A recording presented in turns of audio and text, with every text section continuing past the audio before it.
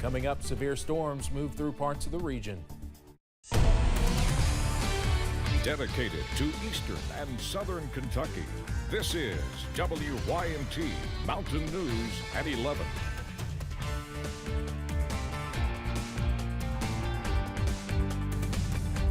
Good evening, I'm Steve Hensley. Several tornado and severe thunderstorm warnings were issued tonight in southern Kentucky, but so far there is no confirmation that a tornado touched down. There's been some wind damage reports from Pulaski County, but nothing too significant so far. But we are still getting warnings right now. Will we continue to see these storms overnight? Our severe weather alert day certainly continues, and meteorologist Evan Hatter joins us now with the latest. Evan, a new warning just issued, right? That is indeed correct, Steve. We do have one piece of good news. Our severe thunderstorm watch, which was extended an hour to run until 11 o'clock, has been allowed to expire. That's the one piece of good news we have. You see the map is now empty on our severe thunderstorm watch box. However, we now have 2 severe thunderstorm warnings remaining in effect. This is the newest one, just issued for southern Pulaski, northern McCreary, and northeastern Wayne counties, an area no stranger to severe weather as we went through earlier on tonight. This is right down US 27, and this warning has what we call a tornado possible tag on it. So we're going to have to watch out for the potential for some rotation that could indeed spin up a tornado. Like Steve said, we've had no official reports of anything from earlier on tonight, but it's something we're going to continue to watch as we head through the remainder of the evening. This warning was just canceled for Laurel, Pulaski, and Rockcastle counties, but still a hefty thunderstorm making its way down Highway 80 right now east of London, to an area that has already seen its fair share of strong to severe thunderstorms tonight, eastern Laurel County into Clay County. And then we head on back to the north and east, portions of Knott County into Floyd County, seeing some strong to severe thunderstorms, strong thunderstorms. These are not severe, but the potential will be there for 40-mile-per-hour winds as we run through the remainder of this evening. You see the rain-cooled air pushing in. Buffalo Mountain, camera, all is quiet here in Perry County, but we're going to be with you throughout the night. Scattered showers and storms continue. Obviously, we'll be here. If we have to come back, we'll be back. But for now, send it back on over to Steve. All right, Evan, thank you. The Mountain Arts Center in Prestonsburg screened a portion of the Apple TV Plus series The Big Con tonight. The story is about Eric C. Kahn, an Eastern Kentucky attorney that's now in prison over massive Social Security fraud. WYMT's Zach Hawk has more from the father of a victim featured in the docuseries who was left to deal with the fallout of Kahn's arrest. When Poe Stapleton's daughter Vanessa suffered a severe allergic reaction, medical costs became an overbearing part of life. So he recommended attorney Eric C. Kahn to get her Social Security disability money. To tell you the truth, I really never did meet him.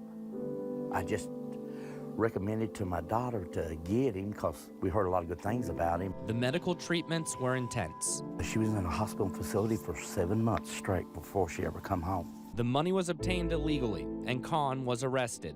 Then, the Social Security Administration cut off benefits and ordered Vanessa to pay back the money she received. She finally got to where she was getting to where she could feed herself on her own and everything, but you still had to do everything for her and everything. And why fight somebody that's in that shape? Over time, life took on a more routine feel for Vanessa, even with the issue of debt unsettled. Take care of the kids, take them to games, do everything with them. And, you know, she just,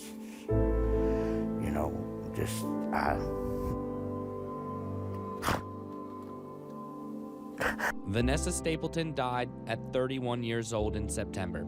As of a few months before her death, Poe says the SSA still expected repayment. Then this was the week right before she passed, 6 days before she passed. Poe says he has not heard from the SSA since, but he says there are people out there in a similar position to his daughter that deserve attention. You know, everything has a purpose in life, and that might have been a purpose in life. In Prestonsburg, Zach Hawk, WYMT Mountain News. The Big Con is available on Apple TV Plus. It dives deeper into Eric C. Kahn's background and elaborate lifestyle, the scam he perpetrated, and the fallout for many Eastern Kentuckians. Police are investigating a robbery that happened on the University of Kentucky campus. Police say they went out to the College of Medicine Learning Center parking lot next to the Speedway gas station Saturday afternoon. They say a man approached the victim and asked for money. The victim walked away. Police say the suspect then assaulted them, took money from their pocket, and ran off. We are learning more about a body Ashland police say was found in the Ohio River yesterday. Police say someone reported seeing the body about 11:30 a.m. from an area near downtown Ashland. Crews were able to then recover the body later that afternoon. Neighbors say living so close to where this happened is concerning. You know, it breaks your heart for something like that. I don't know how it happened or why it happened. Details on the man's description are limited at this time. The Boyd County coroner says the man did not have any identification on him, so fingerprints and an autopsy are being done. Drones could be the next tool for helping Eastern Kentuckians stranded by floods. USA Drone Port displayed drones at a community health day in the confluence area of Leslie County. That area is known to be hit hard by flooding in the past. The organization hopes to work alongside first responders during any disaster. So they're the ones that are really the goods behind this. We're doing research. We're trying to find things that are going to help them. And we're excited to have this equipment so we can put it into use, figure out new ways to utilize it and how they can put that into their activities. Massey says the company is working with the FAA to access areas beyond eyesight. Remote Area Medical is looking for volunteers for its Hazard pop-up clinic in June. The clinic will be providing free medical services to anybody who may need care on June 11th and 12th. Clinic coordinator Kim Falkenberry says they still need general support volunteers, especially people who are able to set up and tear down the clinic that Friday and Sunday. To help guide our patients from place to place, register them, help with running things from one place in the clinic to another. Those are all things that general support volunteers will do throughout the day that we are still in need of. Folks in need of medical care can visit the clinic without an ID or insurance. Falkenberry just asked everyone at the clinic to have patience. You can find more information on how to volunteer on our website. From 6 weeks old to 65 years, the new LKLP Intergenerational Facility in Hazard now houses multiple Head Start programs and even an adult daycare center under one roof. Community leaders and LKLP representatives gathered on Wednesday to host a ribbon-cutting ceremony for the facility, sharing with the community what they have to offer. Kids that age that can at least see, there's not a whole lot of interaction between them, but at least to see elderly people that need care pretty much just the same as they do, and I hope they make that connection.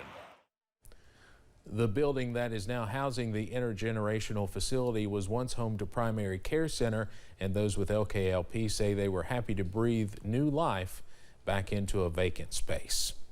Businesses are blaming credit and debit cards for higher prices at some stores. Credit card giants Visa and MasterCard raised their interchange rates, also called swipe fees, last month. Merchants pay the fees to banks and credit card companies for transactions made with credit or debit cards.